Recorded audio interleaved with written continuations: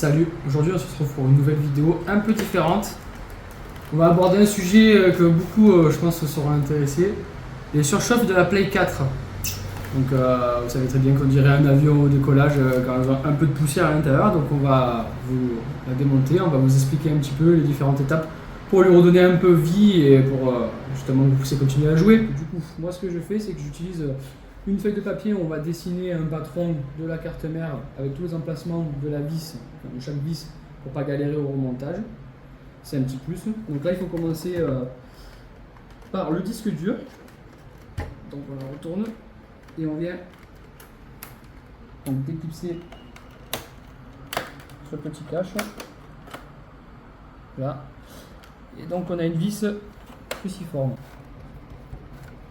Et on vient donc le retirer et le mettre en lieu sûr parce que là il y a toutes vos données perso. Après avoir enlevé le disque dur, l'avoir mis en lieu sûr, vous remettez la console sur la face avant avec le logo PlayStation face à vous et il faut venir déclipser du côté Sony et PlayStation là où c'est noté dans les plastiques. C'est ces deux côtés là qu'il faudra relever.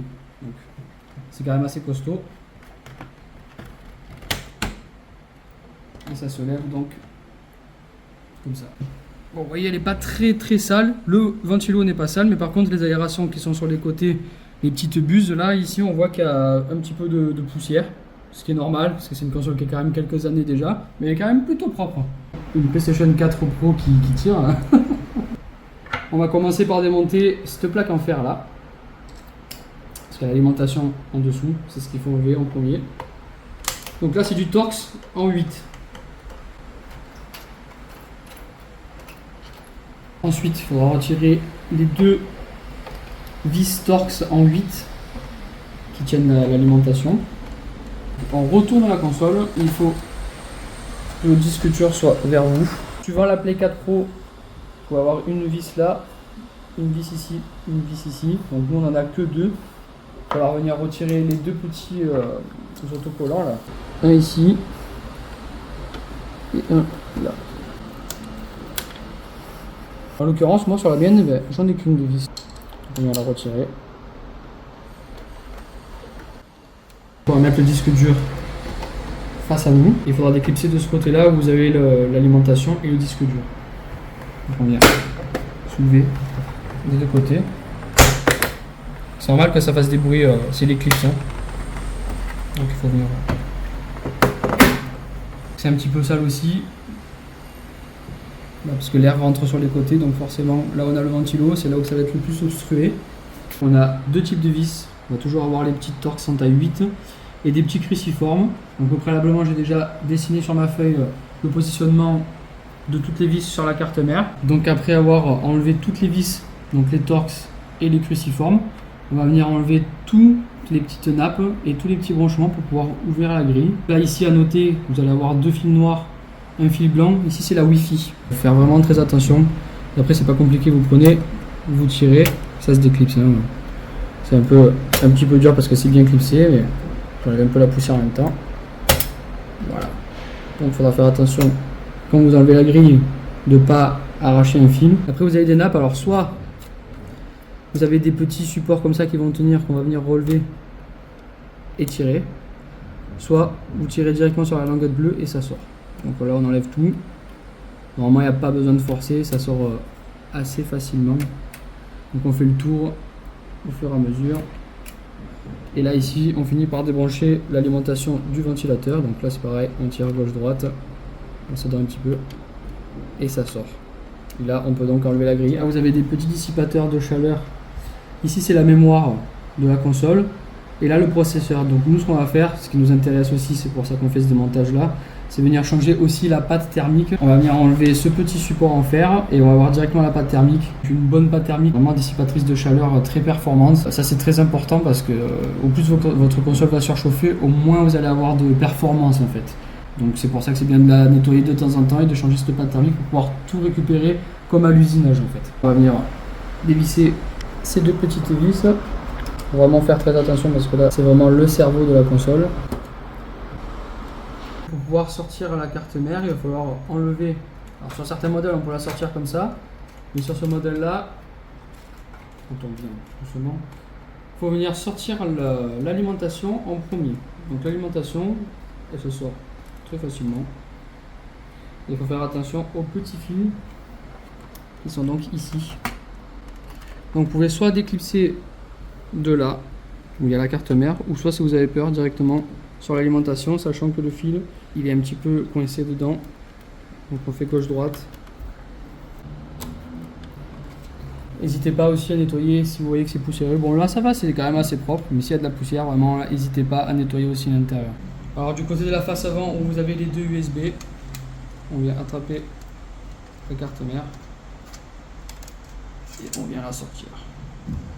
Là on voit le beau microprocesseur. On va venir changer la pâte thermique parce qu'elle est toute partie autour. Là aussi, on va venir la changer, on va venir en remettre de façon à ce que la chaleur soit mieux dissipée quand même. Et là il y a toutes les plaques aussi dissipatrices de chaleur. Des mémoires qu'on va retrouver ici aussi. Donc là c'est pas nécessaire de le changer à chaque fois, mais on va venir quand même enlever la petite poussière qui est autour, ça lui fera pas de mal. Après avoir enlevé la carte mère, on est venu nettoyer le dissipateur de chaleur ici. Donc j'ai utilisé de l'alcool à brûler 90, petit coton-tige. Et si vous voulez venir vraiment gratter la pâte thermique qu'il y a dans le processeur là, moi ce que j'ai fait c'est que je suis venu prendre des petits cure-dents. Je suis venu gratter doucement autour des petits composants ici pour essayer d'enlever le maximum de pâte thermique autour, mais sans toucher le composant pour ne pas abîmer bien sûr.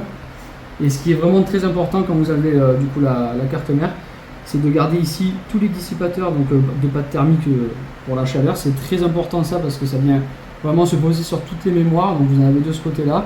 Et vous en avez aussi de ce côté-là. Donc ça, il ne faut vraiment pas les perdre, les petits carrés noirs, parce que c'est ça qui va vraiment faire office de conducteur de chaleur sur le châssis.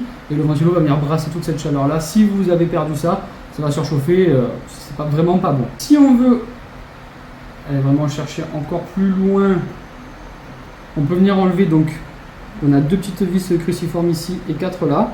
Donc on va les enlever et on va avoir accès en dessous au ventilateur.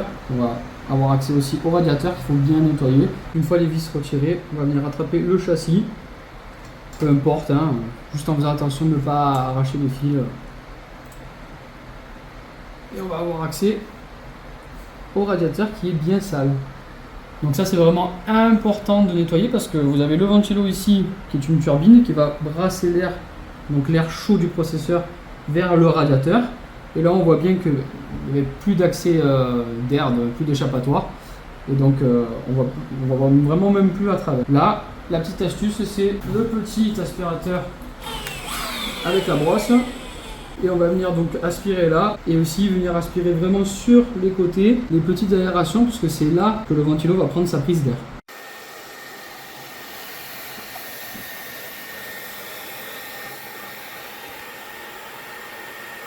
Après le nettoyage, donc l'aspiration vraiment puissante, on peut voir qu'il n'y a plus du tout de poussière. Donc là l'air va vraiment bien circuler. J'en profite aussi, petite astuce pour venir nettoyer vraiment les ailettes de la turbine du ventilo.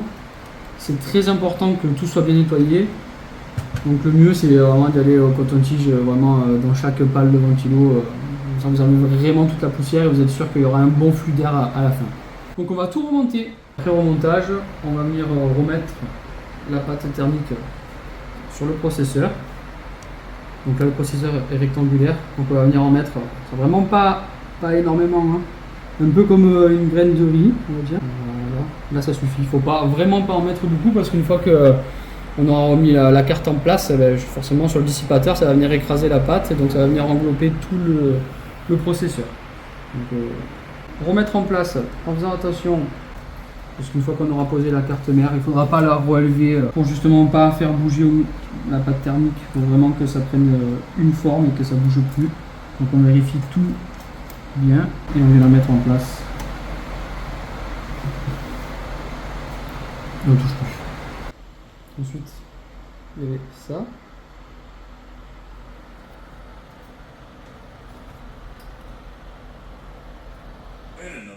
Scrap Arthur. I'm just not good at homework. Besides, what do you care, Englishman? You've got no time for me. I tried to find you work, but then you're off cutting jobs with other folks, and your boy Sean doesn't get a look in. Yes, I don't want to get shot.